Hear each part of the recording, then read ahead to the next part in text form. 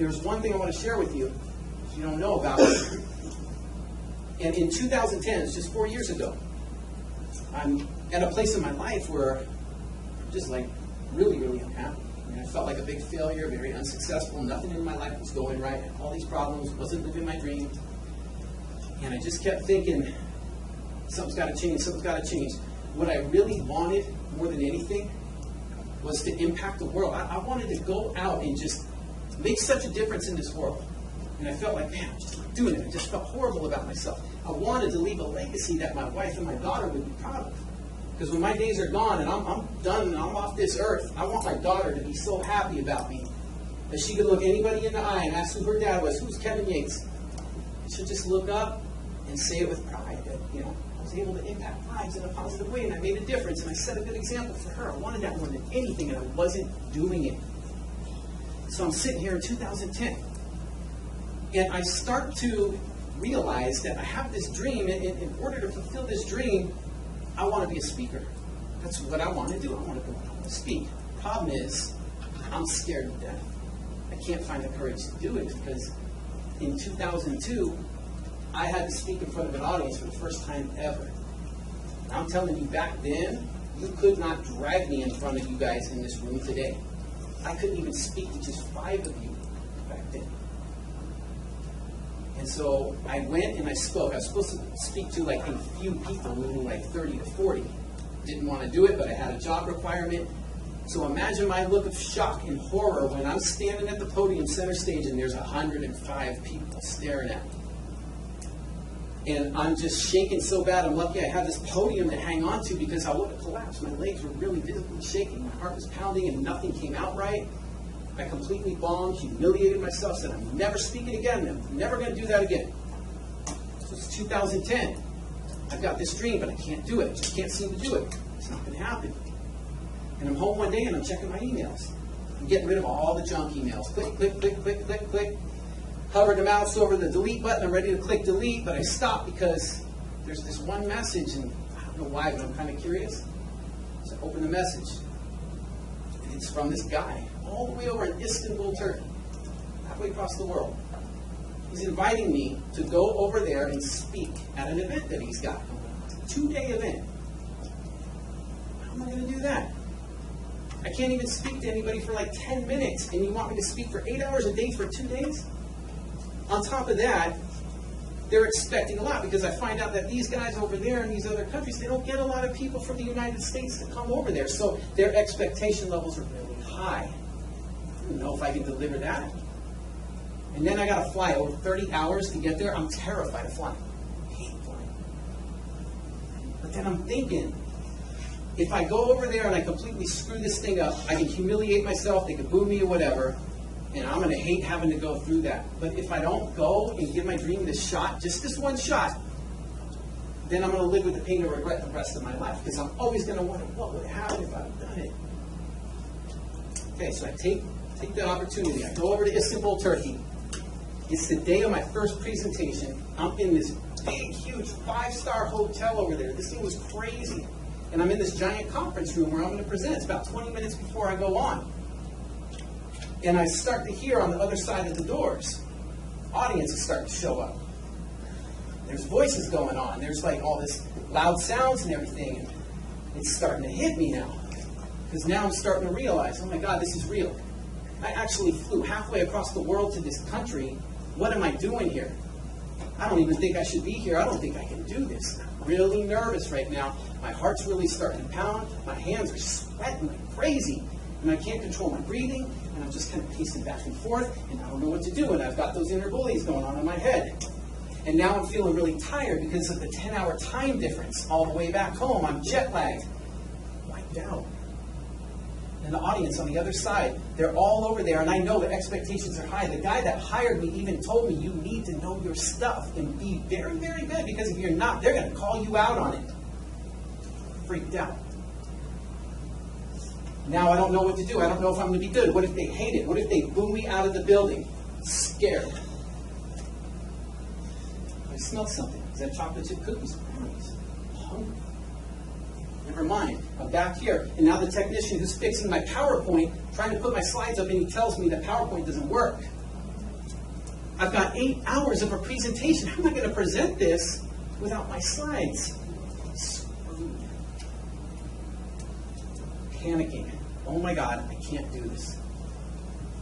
I got to get out of here. I can't do it. Walk out the doors, down the hall, past everybody. I'm not looking at anybody. I can't figure out how to get out of here. This place is huge. I don't remember how I got in. Just take a way down the hall somewhere, turn somewhere, another turn somewhere. Ah, there's the door. Open the door. Oh my God, I'm in this room. Homer Simpson moment. Don't.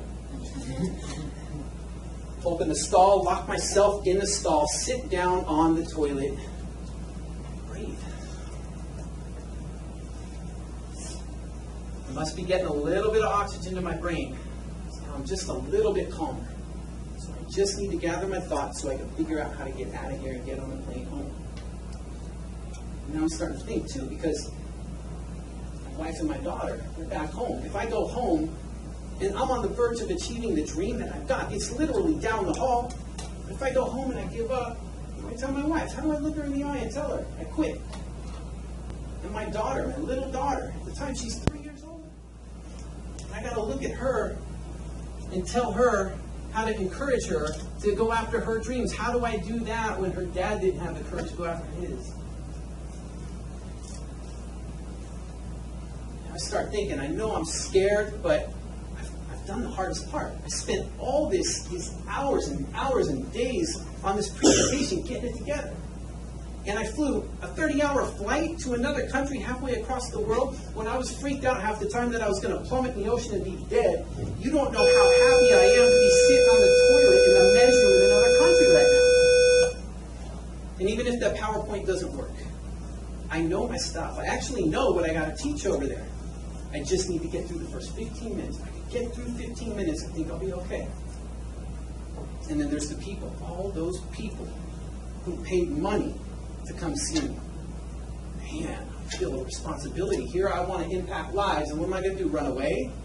They're counting on me. I owe it to them. Okay, I have to do it. I've got to do it. Deep breath. Let's go. Open up the stall, back into the conference room. A couple of minutes before I go on, oh my God, the PowerPoint, it's on. It's actually working. Cool, I'm in business. My slides. Start my presentation. 15 minutes in. A little bit nervous, but not too bad. Things are going good. Okay, keep going. A couple hours in. Feeling better. I don't know what the audience is thinking. They're kind of quiet. I can't really read them, but I'm feeling better. Halfway through now. All of a sudden, I'm halfway through and I start feeling this energy coming through me. I'm feeling like, you know what? There's no place in the world I'd rather be than right here, right now. This is what I'm meant to do. This is it. It's 8 hours gone. It felt like 1 hour. Presentation's done. By the time I finish, I'm just wrapping up. I know I've left everything in this room today. Everything I got in my heart. Everything I got in my soul. I take what I can do. I can't do anything more. It's in their hands now. Wrap it up, say my final words, and just wait. Somebody please make a comment. Somebody ask a question. Somebody clap. Audience is dead quiet. Oh my God, here we go again. Just like 2002. I hated it. I'm ready to leave. I've got to get out of this room. All of a sudden, somebody in the back starts to stand up. A couple more people are standing up. People down in the front are standing up. Everybody, one by one, they're standing up. Everybody's on their feet. What's going on? They're clapping. They're clapping loud. And it's getting really loud. It's like turning up the volume on a stereo system. It's getting deafening. It's like the walls are shaking. It's crazy. What's up? Oh my God, it's hitting me. Giving me a standing ovation. Stunned. I can't believe it. I didn't think I could do it. All the things I did. I actually did it.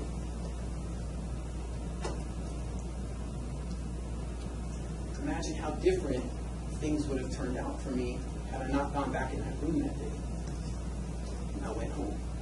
Because I wouldn't have went on to speak for 14 companies and do organizations and events. I wouldn't have written 2 books, and I wouldn't be here today. No way I would have been here today. 5 principles, they're not perfect, But if you take them, just remember dream. And if you take these and you use them, they'll help you a little bit, help you feel a little bit more confident, a little bit more at ease as you move forward. When you graduate, you got all these decisions to make, and what am I going to do, and going through this week and thinking about your goals and dreams in life. Maybe some of this stuff will help you. There's a big lesson that I learned as well. And it's this, that our failures in life don't define us. Don't define who you are. If you try something and you fail, it doesn't mean you're a failure. It actually means you're one step closer to finding what works. The bigger lesson is that our challenges, we've all got challenges, we all face adversity in life. We all go through it. But your challenges don't define whether or not you can succeed. It's what you do about your challenges.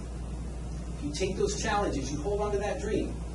You do what you can to overcome them. You don't let them stand in your way. You keep on keeping on, and you don't ever give up on your dream.